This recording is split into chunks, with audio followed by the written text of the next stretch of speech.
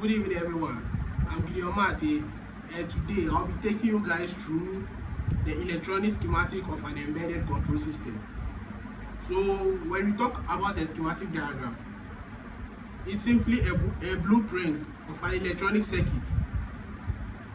It shows how all electronic components are connected before the printed circuit board is designed. So, first and foremost, I would like to talk about the components used in these schematic diagrams. We have the microcontrollers. So the microcontrollers form the digital brain of the circuit. They handle execution of instructions, that is the digital input and output operations, the processing, communication, and system control.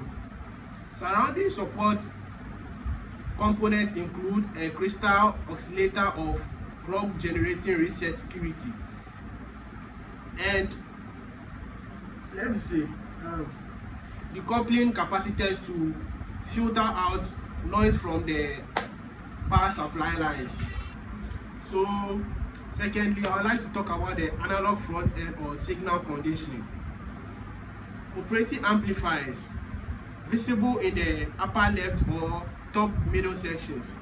These are used for amplifying, buffering, or filtering analog sensor signals before they are fed into the microcontroller's analog to digital converter pins. Voltage regulators, as we all know, they are located near the top left or right corner, responsible for stepping up or stepping down and stabling input voltages for the digital logic and sensitivity analog component. So the next part is the communication and programming interfaces, pin heads and connectors.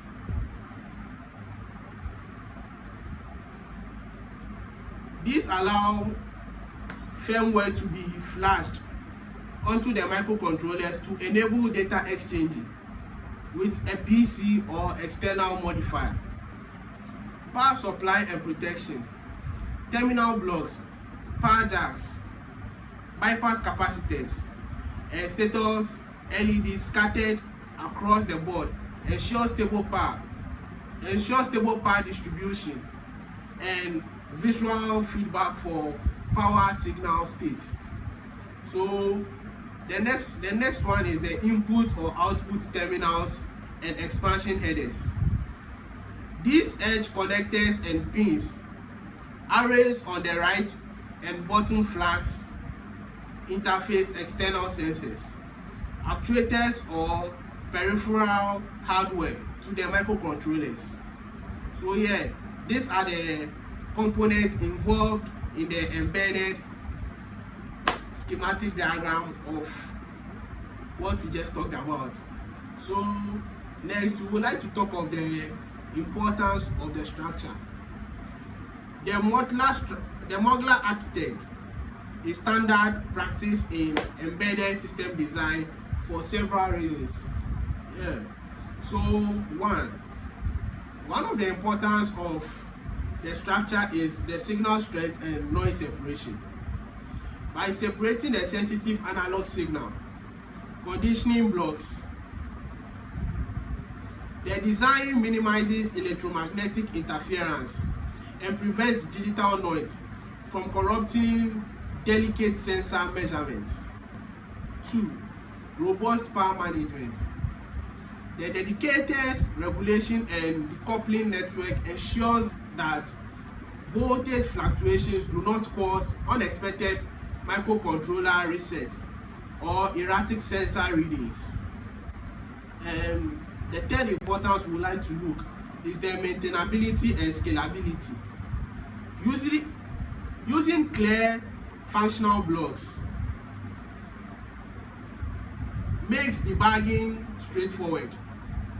If an issue arises, an engineer can easily isolate whether the failure lies in the power supply, the analog input voltage, or the digital processing unit. So yeah, thank you very much for following me through the discussion of this embedded systems management. So that's it. Thank you guys.